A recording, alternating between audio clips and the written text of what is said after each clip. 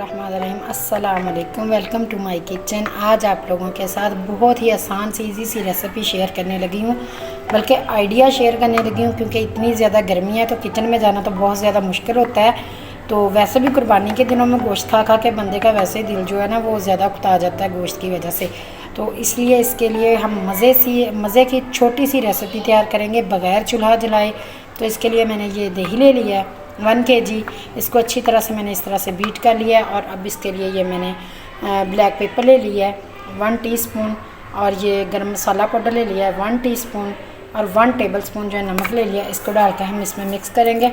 हम तो गर्मी में अक्सर दोपहर टाइम ना यही हल्की फुल्की से जो है ना दही बड़े बना के तो हम जो है ना इसके साथ तंदूर की रोटी खाते हैं, बहुत ज़्यादा मज़ा भी आता है।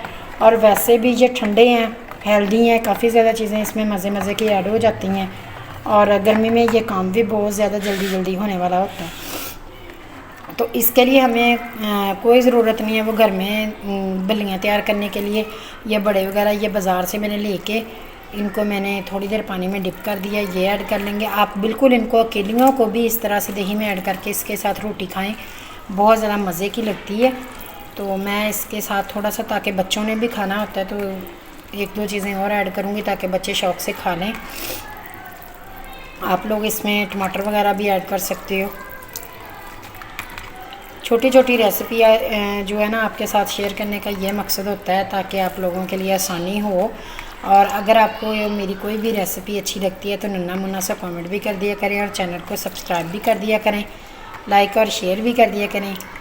बहुत बहुत शुक्रिया आप लोगों का जिन्होंने पहले से मेरे चैनल को सब्सक्राइब किया हुआ है। तो अब ये बलियाँ इसमें ऐड करने के बाद हम इसको अच्छी तरह से मिक्स कर लेंगे। इसमें कोई ज़्यादा हमने मसाले वगैरह ऐड नहीं करने।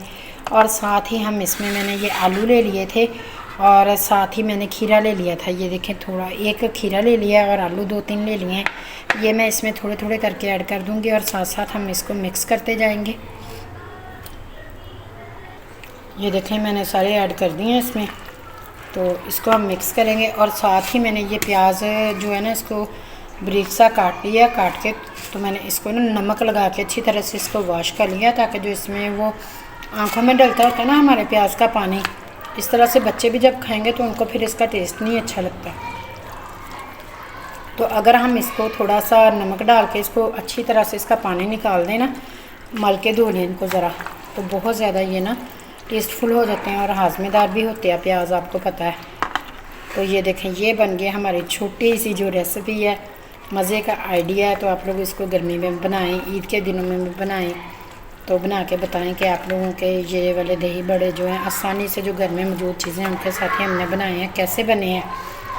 तो दुआओं में याद रखें, अल्लाह पाक आप सबको ज़िंदगी दे, सेहत दे, तंदुरुस्ती दे। तो अब हम इनको चेक करेंगे। मेरे तो बच्चे बड़े शौक़ से इनको खाते हैं। ये देखें माशाल्लाह, इस तरह से डाल के आप लोग बच्चों को दें। ये देखें मेरे तो बच्चे माशाल्लाह ऐसे भी इसको खा लेते हैं। बहुत ज़्यादा टेस्टफुल बने हैं।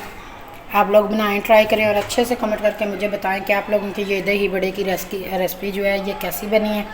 दुआ में याद रखें, अपना ख्याल रखें। अल्लाह पाक आप सबको ज़िंदगी दे, सेहत दे, तंदुरुस्ती दे। अल्लाह हाफिज़।